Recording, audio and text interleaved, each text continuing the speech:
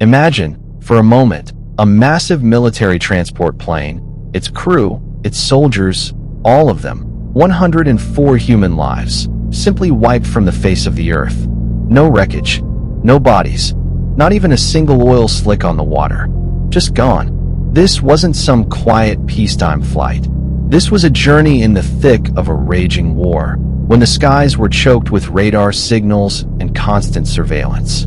Yet, this plane vanished in the blink of an eye, and to this day, no one knows where it went, or how it could have disappeared so completely, as if swallowed by the void itself. Think back with me to August of 1990. The world was holding its breath. The Gulf War was just beginning to simmer, and military forces from every corner of the globe were pouring into Saudi Arabia, all preparing for Operation Desert Shield, the prelude to what would become Desert Storm just a few months later. Every single day, the air was thick with the roar of planes, ferrying soldiers, equipment, supplies, all getting ready for one of the largest modern conflicts in history. There was an undeniable tension hanging in the air, a quiet hum of impending battle, but also a profound sense of duty. Everyone was playing their part, knowing they had a mission to accomplish, no matter the risks. The sky itself felt like a highway for military aircraft. No one could possibly imagine that something could simply disappear up there, without a trace, especially in a region under the watchful eye of every major world power. Then came January 19th, 1991. Operation Desert Storm had officially kicked off just a few days prior. Combat operations were in full swing, missiles streaking across the night sky, planes flying day and night, the entire front line ablaze. On that morning, a little before noon, a colossal military transport aircraft, a Lockheed C-130 Hercules, took off from Riyadh Airport. Just the name, Hercules, sends a shiver down your spine, doesn't it? These planes are absolute giants. Powerful, rugged, designed to carry immense payloads and fly through almost any conditions. They're like flying tanks, seemingly invincible. This particular flight was designated Flight 320, and on board were those 104 souls, 98 Senegalese soldiers, dispatched to support the war effort, and 6 Saudi crew members, piloting this enormous machine. Picture those soldiers for a moment, my friend. Young men, far from home, in the middle of a war zone, crammed inside that massive fuselage. Some might have been thinking of their families, thousands of miles away. Others might have been trying to catch a few precious moments of sleep before reaching their destination. Perhaps some stared out the small windows at the endless desert stretching beneath them, completely unaware that these were their final moments. Their mission was logistics support, carrying vital supplies, but the exact destination? No one knew for sure, at least not publicly, and that only adds another layer of grim mystery to this whole story. The pilots, too, were seasoned veterans, trained for the most challenging conditions, prepared for anything the sky could throw at them. But what happened next? It was beyond any training, beyond any preparation. Flight 320 ascended, just like countless other transport planes during those chaotic, war-torn days. The air was a cacophony of military movements, the frantic chatter of radar operators, the constant thrum of engines. But that day, January 19th, was not an ordinary day. Here's where things took a truly terrifying turn. The weather conditions over the Arabian Gulf and northeastern Saudi Arabia began to deteriorate with a horrifying speed. Violent sandstorms erupted. I'm not talking about a little dust blowing around. I'm talking about a choking, blinding wall of sand and yellowish haze that reduced visibility to absolute zero. The sand hammered against the plane's fuselage with a terrifying sound, like thousands of tiny needles relentlessly piercing metal, a deafening assault. And on top of that, ferocious thunderstorms. Lightning tore through the sky, illuminating the darkness in fleeting, terrifying flashes of stark white light, only to plunge everything back into gloom. Thunder rumbled with an earth-shattering roar, shaking your bones, as if the heavens themselves were collapsing, as if a piece of hell had opened up. The gigantic Hercules was tossed around like a tiny autumn leaf, The pilots fighting for control, every nerve strained, desperately trying to navigate this madness and bring their passengers through the nightmare safely. Imagine the passengers inside, those soldiers. They must have felt that terror, the engines surging and dying with every violent lurch, the lights flickering on and off with each crack of lightning, the entire airframe vibrating uncontrollably. The sky was a truly merciless, unforgiving place that day. A perfect place for a plane to simply vanish.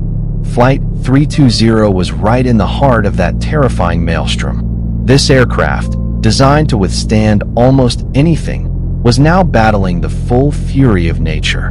The pilots pushed their skills to the absolute limit, trying to maintain control, trying to communicate with air traffic control. But the static and interference were overwhelming. And then, suddenly, in the middle of that afternoon, it vanished.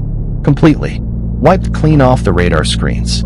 Air traffic controllers at the base, who had been meticulously tracking every single flight in that volatile region, watched in stunned disbelief as the tiny blip representing Flight 320 simply disappeared. It was as if it had never been there at all. There was no emergency signal, no distress call, not a single word from the pilots, not even a faint crackle of static to suggest something was wrong. Nothing. Absolute silence.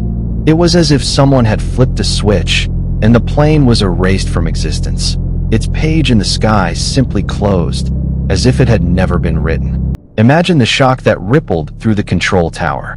The radar officer, staring at the screen, must have felt a cold shiver crawl up his spine, rubbing his eyes, refusing to believe what he'd just witnessed. A plane of that immense size, here 1 second, gone the next. Where did it go? No body, no soul, no trace, not even the electronic ghost of its signal. The silence that descended upon the communication channels was far more terrifying than the roar of the storm itself. As soon as it vanished and the tension reached an unbearable pitch, massive, immediate search operations were launched. Land, sea, and air. Multinational forces from multiple countries all converged on the area. State-of-the-art search planes, equipped with the most advanced technology of the time, rescue ships, ground teams meticulously combing the desert, inch by agonizing inch. Everyone was searching every square foot of the suspected disappearance zone, northeastern Saudi Arabia, and over the waters of the Arabian Gulf. It was an absolutely enormous search area, spanning hundreds of square kilometers, from the harsh, scorching desert sands to the cold, deep waters of the Gulf. Imagine the sheer scale of this effort, in the middle of a war, with dangers lurking everywhere. Yet, the orders were clear. Find this plane, or any trace of it, whatever the cost. But with each passing day, and then each week, and then each month, nothing. Not a single piece of wreckage. Not a fragment of a wing. Not even a tiny shard from the fuselage of that colossal aircraft, weighing tens of tons. It had vanished like a phantom, leaving behind no footprint, no scent, nothing. And it wasn't just the plane. There was absolutely no trace of the victims. 104 human beings, gone as if they had never existed at all. Not a single body, not even the smallest remains. Nothing that could indicate that life had been there and then ceased to be. Think of the families, my friend, waiting for their sons, their husbands, to return. The parents desperately hoping for any news, any tiny flicker of hope, but receiving only a deafening void in response. There wasn't even an oil slick floating on the water, which would have been an undeniable sign if the plane had crashed into the sea. This aircraft carried thousands of liters of fuel. Its presence on the surface would have been visible for miles. But there was nothing, just an absolute void. A silence that swallowed every last shred of hope for an answer, replacing it with despair in the hearts of every searcher. The teams found only sand, water, and empty sky, as if they were searching for a ghost or a dream. Rescue crews, accustomed to finding at least some wreckage, returned empty-handed, their faces etched with bewilderment and frustration, as if they had encountered a force far greater than themselves, a force capable of wiping anything from existence. Here's the thing, my friend, What makes this story particularly chilling is that we're talking about a massive military aircraft, not a needle in a haystack. When a plane like this crashes, it leaves behind horrific destruction. Wreckage scattered over vast distances. Human remains. Luggage. Anything to prove that it was once there. But Flight 320 left absolutely nothing behind. Not even a final message from the crew, a desperate cry for help. Anything to indicate they were in trouble or trying to send a signal. No words were uttered. Silence ruled the moment. A terrifying silence, as if they had entered a forbidden zone and were swallowed whole without so much as a preceding sign. As if they crossed an invisible line in the sky, a gate that opened, consumed them.